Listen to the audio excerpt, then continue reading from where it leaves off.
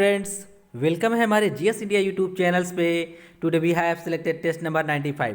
Friends, ये हमारा test number 95 है, पार्ट 2 है nursing education and nursing administration से। इसमें हम बात करेंगे कुछ इंपॉर्टेंट क्वेश्चंस के बारे में जो अभी तक कमीशन आयोग बोर्ड के द्वारा पूछे गए क्वेश्चन है। सभी क्वेश्चन आपके लिए इंपॉर्टेंट होंगे और ये क्वेश्चन सभी नर्सिंग एग्जाम्स के लिए, ऑल स्टेट से रिलेटेड जितने भी नर्सिंग एग्जाम्स होते हैं आप यहाँ पर देख सकते हैं। Staff nurse, ANM, GNM, CHO, MPPP, Vyapam, BFUHS and MPHW, UPCHO, MPCHO, Rajasthan, Bihar, Chhattisgarh, Haryana, army nursing, CRPF nursing, PGI, AIIMS and all state से रिलेटेड जितने भी नर्सिंग एग्जाम्स होते हैं वार्ड अटेंडेंट के लिए भी काफ़ी इंपॉर्टेंट हो जाते हैं क्वेश्चन। चलिए स्टार्ट करते हैं। क्वेश्चन नंबर है फर्स्ट, यहाँ पर आप देख सकते हैं अपनी स्क्रीन पर, काफ़ी इंपॉर्टेंट क्वेश्चन है। क्वेश्चन नंबर फर्स्ट पढ़ सकते हैं और अपना आंसर बता सकते हैं। काफ़ी टॉपिक इंटरेस्टिंग है। क्वेश्चन नंबर फर्स्ट, राज्य में नर्सेज के रजिस्ट्रेशन से संबंधित रेगुलेटरी बॉडी कौन सी है? What is the regulatory body related to the registration of nurses in the state? क्या होगा इसका राइट आंसर? जल्दी से कमेंट करें आप अपना आंसर, ज़्यादा से ज़्यादा कमेंट किया करें, इससे आपका टेस्ट कॉन्फिडेंस अच्छा होगा इन द एग्जाम्स, आपको हेजिटेशन नहीं महसूस होगी एग्जाम्स में। क्वेश्चन नंबर 1 का जो राइट आंसर है ऑप्शन सी। राइट आंसर क्या है? Option C, state nursing council.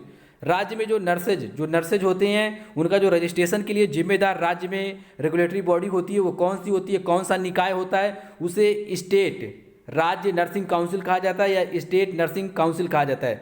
राज्य नर्सिंग परिषद के नाम से हिंदी में जाना जाता है, लेकिन मोस्टली आपको इस तरह मिलेगा एग्जाम्स में स्टेट नर्सिंग काउंसिल। तो राज्य में जो नर्सेज के रजिस्ट्रेशन के लिए जिम्मेदार जो रेगुलेटरी बॉडी होती है, निकाय होता है, वो कौन सा होता है? स्टेट नर्सिंग काउंसिल होता है। राइट आंसर ऑप्शन सी है। उम्मीद है आप अच्छे से समझ गए होंगे। क्वेश्चन नंबर 2 पढ़ लें आप अच्छे से और अपना आंसर बताएं। क्वेश्चन नंबर 2 सोचने वाले कुछ क्वेश्चंस हैं, यहाँ पर समझ के आपको अपना आंसर देना होगा। क्वेश्चन नंबर 2 पे, ऐसा हॉस्पिटल जो सरकार द्वारा नॉन कमर्शियल आधार पर चलाया जाता है उसे क्या कहते हैं? What is a hospital run by government on non commercial basis? इसका मतलब ये है कि सरकार उस हॉस्पिटल से ज़्यादा कमाई नहीं करती। तो क्या बताएंगे आप? राइट आंसर इसका हिंट है आपके लिए, सरकार उससे ज़्यादा कमाई नहीं करती है, वो आपके लिए होता है और उसमें बहुत कम पैसे में आपका इलाज होता है। राइट आंसर होगा ऑप्शन बी। क्या होगा? Public hospital. पब्लिक हॉस्पिटल में क्या किया जाता है? ये गवर्नमेंट के द्वारा स्थापित किए जाते हैं, जनता के लिए होते हैं, लोगों के लिए होते हैं और इन्हें एक तरह से कहा जाता है सरकारी हॉस्पिटल। आप समझ सकते हैं जो सरकारी हॉस्पिटल होते हैं, पब्लिक हॉस्पिटल होते हैं, ये लोगों के लिए होते हैं। इसमें किसी भी समुदाय के लोग जाके अपना इलाज या ट्रीटमेंट करवा सकते हैं। इसमें क्या होता है, किसी भी प्रकार का ज़्यादा कोई खर्चा नहीं होता। आपको नॉर्मली आपको अपना रजिस्ट्रेशन फीस थोड़ी सी होती है, नॉर्मल होती है, वो देनी होती है according to district and state. Okay, उम्मीद है आप समझ गए होंगे अच्छे से। ये नॉन कॉमर्शियल हॉस्पिटल के अंतर्गत आते हैं। कौन से? Public hospital. Non commercial hospital का मतलब होता है ऐसे हॉस्पिटल जिनसे गवर्नमेंट कोई ज़्यादा पैसे वसूल नहीं करती है। ये जनता के लिए होते हैं, लोगों के लिए होते हैं, आप इस तरह समझ सकते हैं। ओके, नेक्स्ट क्वेश्चन पे चलते हैं हम। क्वेश्चन नंबर है 3। आप यहाँ पर हिंदी इंग्लिश में देख लें किस तरह लिखा जाता है। क्वेश्चन नंबर 3 पढ़ें। यहाँ पर मेंशन है हॉस्पिटल शब्द की उत्पत्ति किस भाषा से हुई है? यहाँ पर आप पढ़ लें अपने ऑप्शन और अपना आंसर बताएं। From which language did the word hospital originated? तो क्या होगा इसका राइट आंसर? बताएं अपना आंसर। राइट आंसर है ऑप्शन सी इसका। फ्रेंड्स, क्या है right answer? Option C, Latin भाषा से हुई है। किस भाषा से? तो इसका जो राइट आंसर है ऑप्शन सी है, लैटिन भाषा से हुई है। ओके, यहाँ पर आप देख सकते हैं थोड़ा सा डिटेल्स मेंशन है आपके लिए। यहाँ पर हॉस्पिटल का मतलब क्या होता है? बाय द वे आपसे कोई पूछ ले तो आप बता सकते हैं। हाउस ऑफ सिक पीपल, यहाँ पर एस से मतलब है हाउस, ओ से मतलब है ऑफ, एस से मतलब है सिक्स।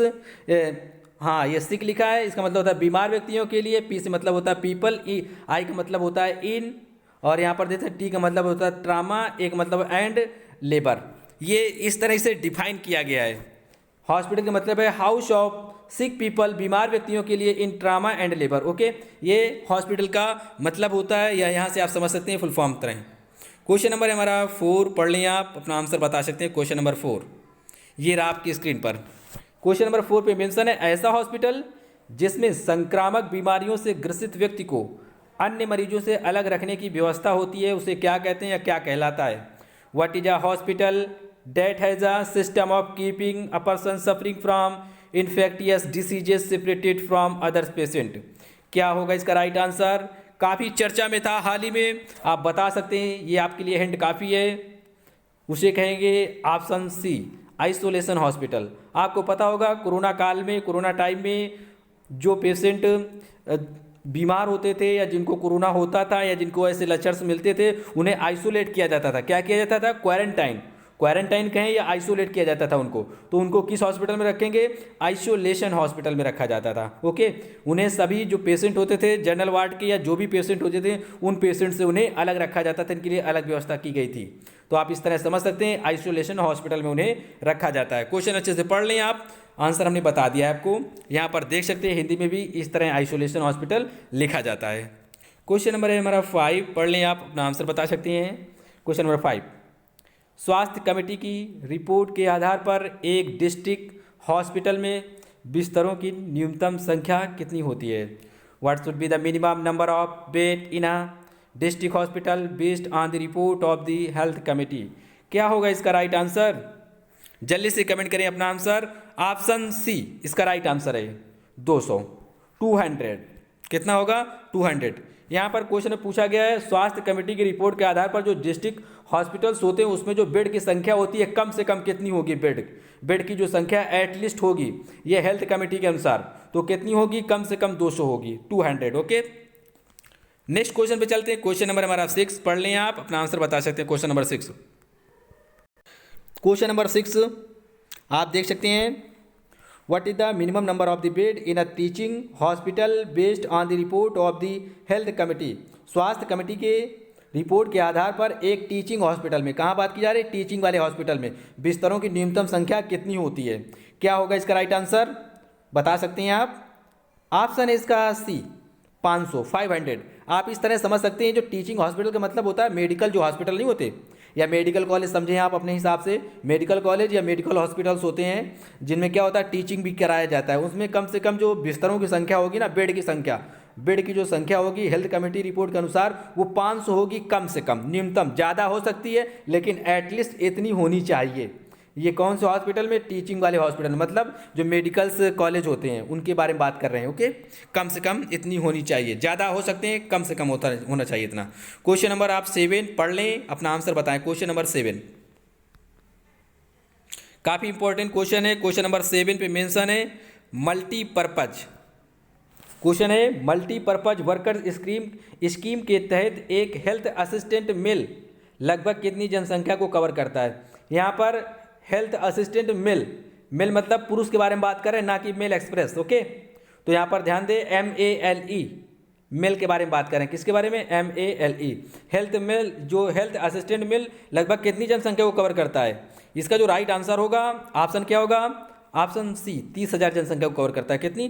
30,000 पॉपुलेशन को कवर करता है एक हेल्थ असिस्टेंट मेल। यहाँ पर इंग्लिश में आप देख लें, approximately how much population does a health assistant male under multipurpose के अनुसार जो एक हेल्थ असिस्टेंट मेल होता है वो कितनी पॉपुलेशन को कवर करता है? लगभग 30,000 पॉपुलेशन को कवर करता है, 30,000। राइट आंसर ऑप्शन सी है इसका। यहाँ पर लेकिन आप समझ सकते हैं, काफ़ी इंपॉर्टेंट बातें यहाँ पर लिखी हैं आपके लिए। Under the multipurpose worker scheme health, ठीक है, इसमें 30,000 पॉपुलेशन को कवर किया जाता है। ये किस एरिया में? प्लेन एरिया में। ट्राइबल एरिया में कितना कवर करेगा? जो एक मेल हेल्थ असिस्टेंट होगा वो कितनी? वो 20,000 पॉपुलेशन को ट्राइबल या हिली एरिया में, आदिवासी और पहाड़ी एरिया में 20,000 पॉपुलेशन को कवर करेगा और प्लेन एरिया में 30,000। तो इसलिए यहाँ पर कोई शर्त नहीं दी गई थी कि इतना पूछा गया था। जो मेल हेल्थ असिस्टेंट होगा वो लगभग कितनी जनसंख्या कवर करता है? 30,000। तो आपका राइट आंसर 30,000 होगा। बाय द वे, जब भी कभी रेंज में पूछा जाएगा तब आप बताएंगे 20,000 से 30,000 के बीच, ठीक है, इतनी जनसंख्या को। मोस्टली क्या होता है, सेपरेट पूछा जाता है। हिली में के बारे में बात करेंगे तो 20 से 30,000, पहाड़ी या आदिवासी एरिया में 20 से 30,000, प्लेन एरिया में, समतल एरिया में 30,000 जनसंख्या को कवर करता है। ओके, उम्मीद है आप समझ गए होंगे। क्वेश्चन नंबर हमारा 8 पढ़ लें आप और सोच समझ के अपना आंसर बताएं। क्वेश्चन नंबर 8, एक हेल्थ असिस्टेंट मेल किसके सुपरविजन के लिए जिम्मेदार है? क्वेश्चन पढ़ लें। A health assistant male is responsible for whose supervision. क्या होगा इसका राइट आंसर? आप बता सकते हैं अपना आंसर। ये किसके लिए जिम्मेदार है? राइट आंसर होगा ऑप्शन सी, पुरुष स्वास्थ्य कार्यकर्ता। एक हेल्थ असिस्टेंट मेल किसके सुपरविजन के लिए जिम्मेदार होता है? पुरुष स्वास्थ्य कार्यकर्ता, male health worker. Option C इसका राइट आंसर है। आप इसी तरह से पढ़ लें। क्वेश्चन नंबर है 9। क्वेश्चन नंबर 9 पे मेंशन है, एक पब्लिक हेल्थ नर्स PHN, इसे कहा जाता है पब्लिक हेल्थ नर्स, के लिए आवश्यक न्यूनतम प्रोफेशनल योग्यता क्या है? What is the minimum professional qualification required for a public health nurse? PHN इसका मतलब होता है पब्लिक हेल्थ नर्स। तो क्या होगा इसका right answer? Public health nurse के लिए जो प्रोफेशनल एलिजिबिलिटी होनी चाहिए, क्वालिफिकेशन होनी चाहिए, वो कितनी होनी चाहिए? राइट आंसर है ऑप्शन सी, उसको एटलीस्ट BSc नर्सिंग पास होना चाहिए। कितना? BSc नर्सिंग पास होना चाहिए। अधिकतम कोई भी एजुकेशन चलेगी, लेकिन कम से कम BSc नर्सिंग उसे पास होना चाहिए पब्लिक हेल्थ नर्स बनने के लिए। Okay, right answer option C है। नेक्स्ट क्वेश्चन से क्वेश्चन नंबर 10 है, काफ़ी इंपॉर्टेंट है आपके लिए, बता सकते हैं अपना आंसर। एक विलेज हेल्थ गाइड लगभग कितनी जनसंख्या को कवर करता है? How much population does a village health guide cover? या गाइडर, जो विलेज हेल्थ गाइडर होता है, कितनी पॉपुलेशन कवर करता है? क्या होगा इसका राइट आंसर? ऑप्शन ए इसका राइट आंसर है, 1000 पॉपुलेशन को कवर करता है। लगभग 1000 जनसंख्या को कवर करता है। एक विलेज हेल्थ गाइड जो होता है, गाइडर होता है, लगभग कितनी जनसंख्या को कवर करता है? 1000 पॉपुलेशन को कवर करता है। आप इसी तरह क्वेश्चन को पढ़ लें। ओके, और इसका कार्य क्या होता है? ये 1000 पॉपुलेशन को कवर करेगा, गांव लेवल पे या विलेज लेवल पे प्रोवाइड करता है basic curative and preventive services provide करता है। जो भी इन्फेक्शन या संक्रमण होते हैं उनके बारे में जानकारी देता है और उनसे अवेयरनेस फैलाता है। ठीक है, अवेयरनेस फैलाता है, उनके बारे में बताता है, जागरूकता फैलाता है। यहाँ पर आप देख सकते हैं इसके कार्य मेंशन है, ये लिखा है एक विलेज हेल्थ गाइड के कार्य में शामिल नहीं है। कौन सा नहीं शामिल? बाकी सभी शामिल है, एक नहीं शामिल है। Not include in the work of a village health guide.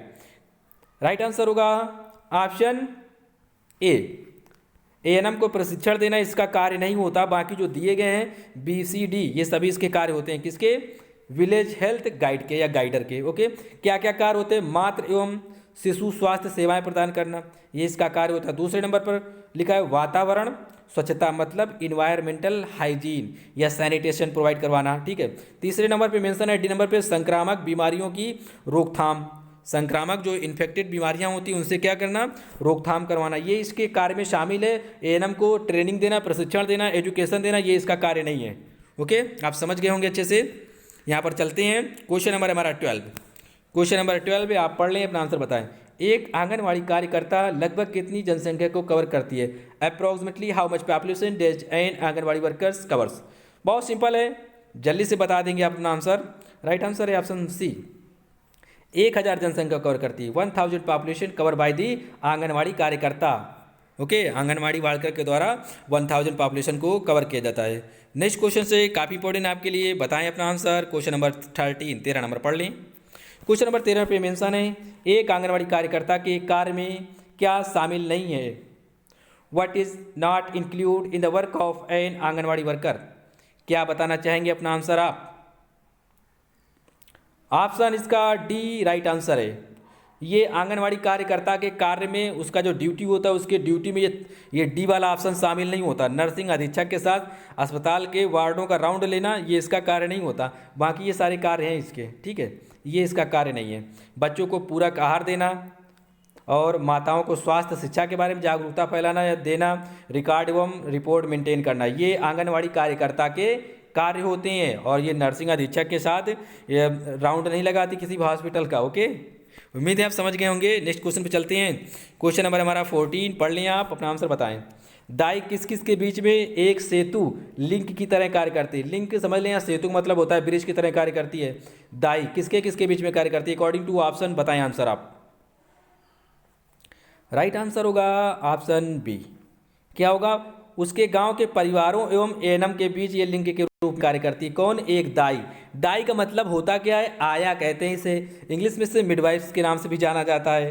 ठीक है, तो आपको ध्यान रखना है, आया या दाई ये किसके किसके बीच में ब्रिज का कार्य करती है या लिंक का कार्य करती है? ये उसके गाँव में जो परिवार नहीं रहते, फैमिली, जिस गांव में वो आया होगी या जिस गांव में वो दाई होगी, और एएनएम के बीच में ये लिंक का काम करती है, मतलब कनेक्शन का कार्य करती है, नेक्सस का कार्य करती है या ब्रिज का कार्य करती है। ओके, नेक्स्ट क्वेश्चन पे चलते हैं हम। यहाँ पर देख लें, हमने दाई के कई मीनिंग्स लिखे हैं। यहाँ पर दाई को मिडवाइफ्स कहा जाता है, आया कहा जाता है, चाइल्ड मिंडर कहा जाता है, बेबी सीटर भी कहा जाता है। ठीक है, क्वेश्चन यहाँ पर 15 आप पढ़ लें अपनी स्क्रीन पर, अपना आंसर बताएं। क्वेश्चन नंबर 15, एएनएम की जॉब रिस्पॉन्सिबिलिटी में क्या शामिल नहीं है? What is not include in a JNM responsiveness of ANM? क्या बताएंगे आप अपना आंसर इसमें? जल्दी से कमेंट करें आंसर, पढ़ लें अच्छे से।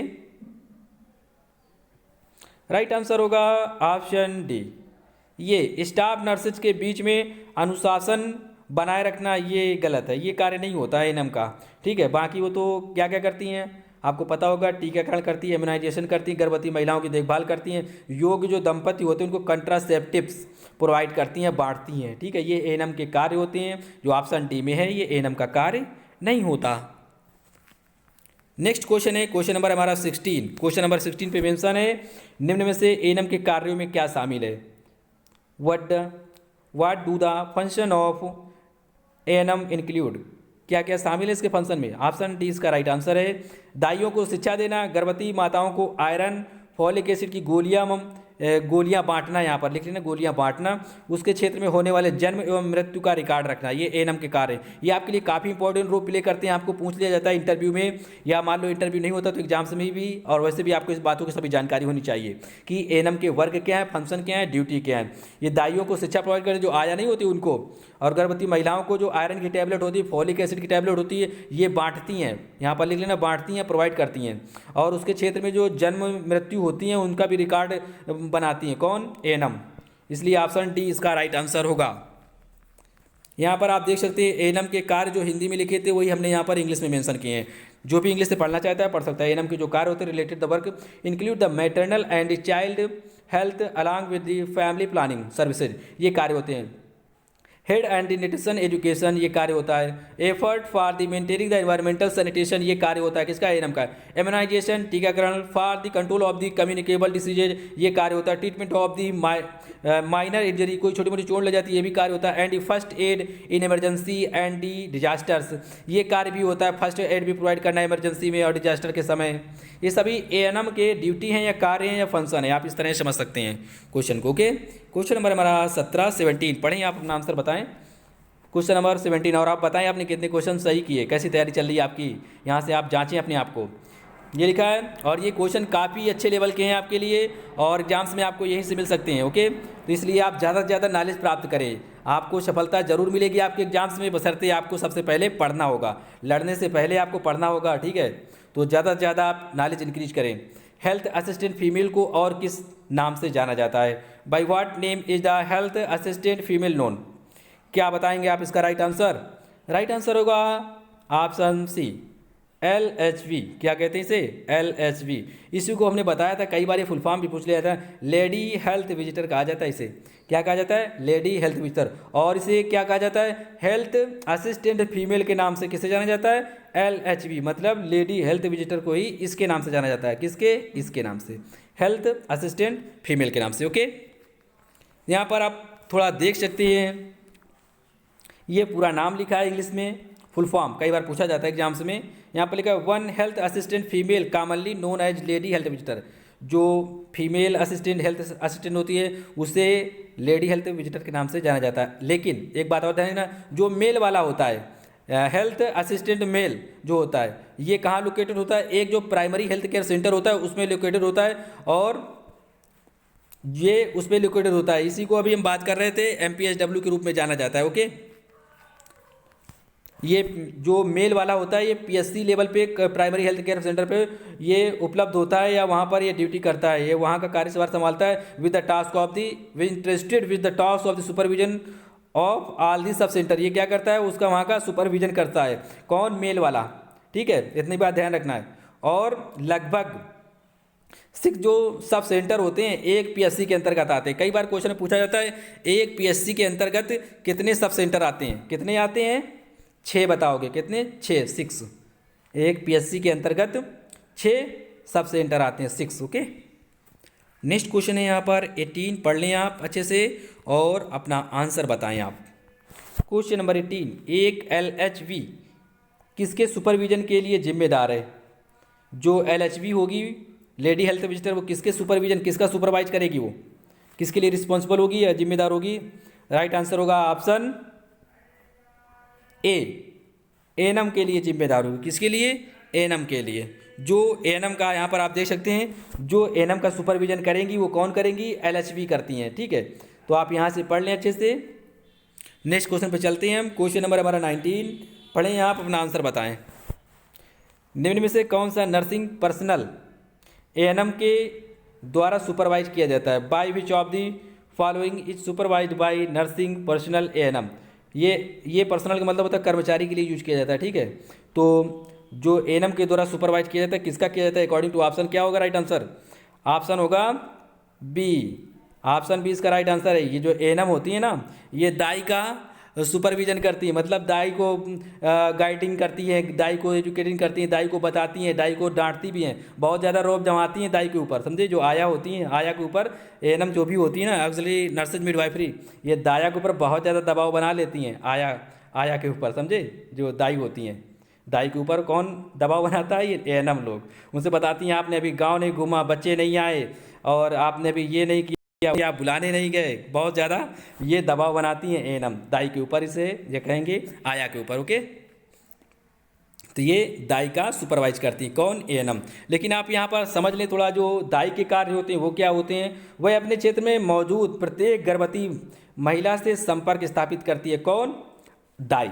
ये कौन इनको गाइडिंग करता है? एएनएम करती है कि आप जाओ, संपर्क स्थापित करो, सबको बुला के लाओ, कॉलिंग करो, और उनको जहाँ पर वो जो सेंटर होता है ना, आंगनवाड़ी सेंटर, वहीं पर बुलवाती हैं इन्हें दाई के माध्यम से। ये फिर है 2 नंबर, वह यह सुनिश्चित करती है, यहाँ पर सुनिश्चित ले लेना, सुनिश्चित करने का प्रयास करती है कि उसके क्षेत्र में मौजूद प्रत्येक गर्भवती महिला आयरन या फॉलिक एसिड की टैबलेट या गोली ले रही है या नहीं ले रही, ये सुनिश्चित करती है कौन? दाई। ये दाई के कार्य होते हैं। बाय द वे, बात ना माने कोई तो अलग बात है, लेकिन क्या होता है, इनके कार्य यही होते हैं। जो आयरन की टैबलेट होती है, जो फॉलिक एसिड की टैबलेट प्रोवाइड की जाती है ना, आंगनवाड़ी, मोस्टली आंगनवाड़ी केंद्रों में प्रोवाइड की जाती हैं दाई के माध्यम से। दाई या इनको बुलवाया जाता है, एएनएम इसको कोऑर्डिनेट करती हैं। तो ये कार्य होते हैं उसके। यहाँ से आप पढ़ लें, हिंदी में लिखा हुआ अच्छे से, ओके। क्वेश्चन नंबर है हमारा 20, काफ़ी इंपॉर्टेंट है आपके लिए, आप बता सकते हैं। क्वेश्चन नंबर 20 पढ़ के अपना आंसर। यहाँ पर लिखा है उच्च स्तर से निम्न स्तर की ओर हेल्थ पर्सनल, ये पर्सनल का मतलब है कर्मचारी वाला, का सही कौन सा क्रम है? मतलब सबसे हाईएस्ट और फिर इसके बाद लोवेस्ट में, अकॉर्डिंग टू ऑप्शन क्या होगा इसका राइट आंसर? बता सकते हैं आप अपना राइट आंसर। इसका जो राइट आंसर होगा ऑप्शन ए। क्या होगा राइट आंसर? ऑप्शन ए, उच्च स्तर से। यहाँ पर which is the correct sequence of the health personnel from high level to low level. सबसे बड़ी होती हैं according to option PHN, public health nurse. फिर इसके बाद ये लेडी हेल्थ विजिटर, इससे बड़ी होंगी। फिर क्या होंगी? नहीं, यहाँ पर सबसे बड़ी PHN, फिर इनसे छोटी LHV, फिर LHV से छोटी कौन होती है? ANM से छोटे कौन होते हैं पद में? दाई, ओके। या यूँ कहें ये बढ़ते हुए क्रम में लिखे हैं, या कहें बढ़ते हुए क्रम में लिखे हैं। सबसे छोटी दाई, दाई से बड़ी ANM से बड़ी LHV से बड़े कौन होता है? PHN, public health nurse. और LHV का मतलब क्या होता है? Lady health visitor. ANM का ऑक्सिलरी नर्सेज मिडवाइफ। दाई को तो आप जानते ही हो, ANM रॉब बहुत जमाती है इनके ऊपर, ओके। सबसे छोटा कौन होगा? दाई होगा। सबसे बड़ा PHN की जो स्टाफ नर्स होती हैं वो, और ये BSc नर्सिंग लेवल की होती हैं, ठीक है। BSc नर्सिंग एटलीस्ट इनको पढ़ा होना चाहिए, तब ये बनती है PHN नर्सेज, ओके। और ये जो LHV होता है, इनके लिए 2 वर्ष का कोर्स प्रोवाइड किया जाता है। जो LHV की जो स्थापना हुई थी, ये 1918 में हुई थी इंडिया में। जो इंडिया में LHV की स्थापना हुई थी, कब हुई थी? 1918 में, 1918 में हुई थी। काफ़ी इंपॉर्टेंट, बहुत पूछा जाता है एग्जाम्स में कि LHV की जो स्थापना हुई थी, फाउंडेशन हुआ था, वो कब हुआ था? 1918 में। तो उम्मीद है आप यहाँ समझ गए। PHN सबसे बड़ी, फिर इनसे छोटी ये LHV होता है, LHV से छोटा ANM से छोटा दाई या आया कहें, ओके। यहाँ पर आप देख सकते हैं सीरियल मेंशन है। नेक्स्ट क्वेश्चन है हमारा, यहाँ पर क्वेश्चन नंबर हमारा 21 आप पढ़ लें, काफ़ी इंपॉर्टेंट क्वेश्चन है। निम्न से कौन सा प्रशासन या एडमिनिस्ट्रेशन का कार्य नहीं है? एडमिनिस्ट्रेशन का कार्य नहीं है। विच of the following is not a function of administration. क्या होगा इसका राइट आंसर? पढ़ें आप क्वेश्चन को, समझें और अपना आंसर बताएं। जो प्रशासन का कार्य नहीं है, क्या नहीं है इस पे? राइट आंसर होगा ऑप्शन सी, मनोरंजन करना। क्या? प्रशासन जो एडमिनिस्ट्रेटर होता है वो मनोरंजन प्रशासन के अंतर्गत नहीं आता है, या इसका कंपोनेंट नहीं है, आप इस तरह समझ सकते हैं। वो ये नहीं कहेगा कि आज मुझे नाच देखना है, चल नाच बसंती, समझे? तो ये इसका कार्य नहीं होता। बाकी जो सभी दिए गए, प्लानिंग करना, पॉलिसी बनाना, पर्सनल मैनेजमेंट करना, ये सारे कार्य होते हैं, लेकिन ये मनोरंजन वाला कार्य कोई भी ये एडमिनिस्ट्रेशन के अंतर्गत नहीं आता है। ठीक है, क्योंकि हम पढ़ क्या रहे हैं? Administration and education, nursing. Question है यहाँ पर 22, VED मूल्यांकन में डी का अर्थ क्या है? What is the meaning of the D in VED assessment? काफ़ी इंपॉर्टेंट है, ये एग्जाम्स में पूछा गया है, नर्सिंग एग्जाम्स, नर्सिंग स्टॉप में 2016 में पूछा गया है। क्या होगा इसका राइट आंसर? राइट आंसर है ऑप्शन बी, डिजायरेबल होता है। क्या? यहाँ पर इंग्लिश में ही इसे लिखें तो ज़्यादा अच्छा है। VED का जो फुल फॉर्म है, डी का मतलब है क्या है? डिजायरेबल। पूरा मतलब नीचे बताते हैं, आप समझ लें उसे। इसे VED एनालिसिस के नाम से जाना जाता है। ठीक है, यहाँ पर डी का मतलब डिजायरेबल होता है। ये नर्सिंग स्टाफ 2016 में पूछा गया है। ठीक है, मोस्टली सभी क्वेश्चन पूछे गए हैं, वही क्वेश्चन सेलेक्ट किए गए जो इंपॉर्टेंट आपके लिए। वी का मतलब होगा यहाँ पर आप समझे वाइटल, ई का मतलब होगा एसेंशियल, और डी का मतलब लास्ट में होता है डिजायरेबल। ये VED का मतलब होता है वाइटल, एसेंशियल एंड डिजायरेबल। यहाँ से आप कंफर्म करें VED का पूरा नाम। ओके, फिर यहाँ पर देख सकते हैं आप, VED analysis also plays and important role in a material management. Material management में ये क्या होता है? बहुत अच्छा रोल प्ले करता है। कौन? VED। ओके, नेक्स्ट क्वेश्चन है, क्वेश्चन नंबर हमारा 23। पढ़ें, अपना आंसर बताएं। ये लिखा है, बजट शब्द की उत्पत्ति किस भाषा से हुई है? In which language is the word budget originated? कहाँ से प्रारंभ हुआ था, ओरिजिनेट हुआ था? राइट आंसर होगा ऑप्शन सी, फ्रेंच। ये बहुत पूछा जाता है एग्जाम्स में। बजट जो वर्ड है ना, बजट वर्ड, ये कहाँ से लिया गया है या किस भाषा का व्युत्पन्न है, कहाँ से उत्पन्न हुआ था? ये फ्रेंच भाषा से लिया गया है। ठीक है, इसका मतलब क्या होता है यहाँ पर आप समझ सकते हैं। इसका मतलब होता है लेदर का ब्रीफ केस। आपने देखा होगा जब भी बजट पेश किया जाता है भारत सरकार द्वारा लोकसभा में, आर्टिकल 110 के अनुसार, Indian constitution article 110, in the Lok Sabha में जब पेश किया जाता है फाइनेंस मिनिस्टर के द्वारा, वित्त मंत्री के द्वारा, तो क्या करते हैं? एक देखा होगा आप, ब्राइब केस दिखाया जाता है टीवी में या न्यूज़ में। क्या होता है? लेदर का ब्राइब केस लिए होते हैं। तो वहीं से ये वर्ड, इसका मतलब होता है फ्रेंच वर्ड से लिया गया है बजट वर्ड। ठीक है, और रियल में जो वर्ड है ये लिखा है वर्सिटी, इस तरह लिखा जाता है स्पेलिंग में। ठीक है, ये BOUGETT, ये फ्रेंच वर्ड है, यहीं से लिया गया वर्ड क्या है? बजट। मोस्टली ये अब वर्ड यूज किया जाता है, बजट। ओके, लेकिन ओरिजिनेशन इसका कहाँ से? ये फ्रेंच वर्ड है। इसका मतलब क्या होता है? लेदर ब्राइफ केस, मतलब यह समझ सकते हैं लेदर सैचल, एक प्रकार का लेदर का थैला, इस तरह आप समझ सकते हैं। क्वेश्चन नंबर हमारा 24। पढ़ें, अपना आंसर बताएं। पोस्ट सर्टिफिकेट BSc नर्सिंग कार्यक्रम की अवधि कितनी होती है? Post certificate BSc, what is the duration of the nursing programme? क्या होगा इसका राइट आंसर? बताएं। मोस्टली लोगों को पता होगा इसका राइट आंसर।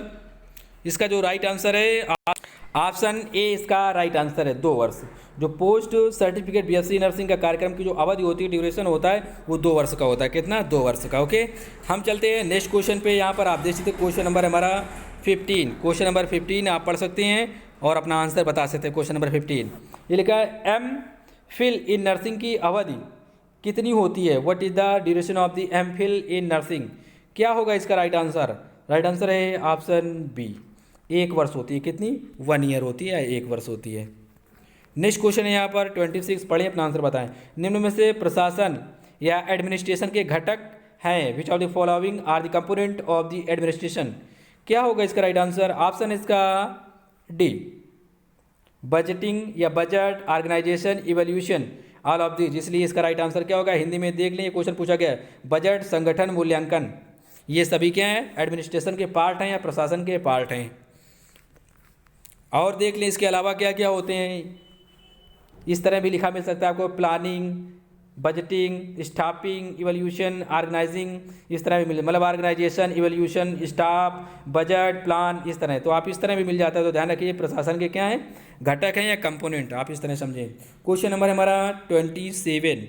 क्वेश्चन 27 पढ़ लिया आप, अपना आंसर बताएं। क्वेश्चन नंबर 27 ये पूछा गया नर्सिंग स्टाफ में, क्वेश्चन है, काफ़ी इंपॉर्टेंट है। यह लिखे आए हैं, किसी सामुदायिक संस्था में काम कर रही नर्स एडमिनिस्ट्रेटर द्वारा रखी जाने वाली सबसे महत्वपूर्ण योग्यता क्या है? What is the most important qualification held by a nurse administrator working in a community organization? क्या होगा इसका राइट आंसर? क्वेश्चन पढ़ लें आप अच्छे से। जो कोई भी किसी भी सामुदायिक जो संस्था होती है उसमें कोई अगर नर्स एडमिनिस्ट्रेटर के तौर पर कार्य कर रही है तो उसके लिए योग्यता क्या होगी अकॉर्डिंग टू ऑप्शन? ये पूछा गया क्वेश्चन है नर्सिंग स्टाफ 2017 में। राइट आंसर होगा ऑप्शन सी, जानकारी प्राप्त करना या देना, रिसीविंग और दी गिविंग इन्फॉर्मेशन। ये राइट आंसर है इसका, ठीक है। ये एम्स नर्सिंग में पूछा गया क्वेश्चन है। क्वेश्चन अच्छे से कंफर्म कर ले, ओके। यहाँ पर आप देख सकते हैं ये मेंशन है यहाँ पर। क्वेश्चन है यहाँ पर 28 ये लास्ट वीडियो का क्वेश्चन है, काफ़ी इंपॉर्टेंट था और पूछा गया था एग्जाम्स में। तो मोस्टली लोगों ने इसका सही आंसर दिया था, जिनका गलत है वो देख लें। यहाँ पर जो शिक्षा का कौन सा तरीका सबसे अधिक प्रयोग किया जाता है? Which method of teaching is most commonly used? तो कौन सा मेथड जो ज़्यादा यूज किया जाता है? इसका राइट आंसर था ऑप्शन सी, लेक्चर देना या स्पीकिंग करना या स्पीच। ये शिक्षा में ज़्यादा मेथड यूज किया जाता है। कौन सा? ऑप्शन सी वाला, भाषण या स्पीच कहें या लेक्चर कहें। शिक्षा का कौन सा तरीका सबसे अधिक प्रयोग किया जाता है? भाषण या स्पीच या लेक्चर, ओके। यहाँ से आप देख लें सेम टू सेम क्वेश्चन पूछा जा चुका है एग्जाम्स में। नेक्स्ट क्वेश्चन है आपके लिए 29 में मेंशन है आईसीयू में 24 घंटे के लिए, आईसीयू में 24 घंटे के लिए नर्स और पेशेंट का अनुपात क्या होता है? What is the ratio of nurse and patient for 24 hours in ICU?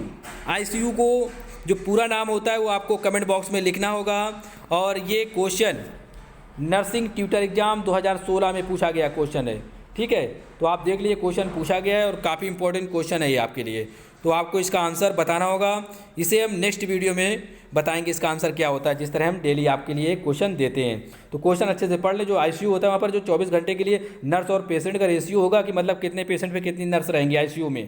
तो अकॉर्डिंग टू ऑप्शन क्या बताएंगे अपना आंसर? इसका आंसर जरूर बताएं। काफ़ी इंपॉर्टेंट क्वेश्चन है, पूछा गया एग्जाम्स में क्वेश्चन है, क्योंकि कोई भी क्वेश्चन इस राज्य से दूसरे राज्य में पूछे जाते हैं, ठीक है। इस बात का ध्यान रखिए आप।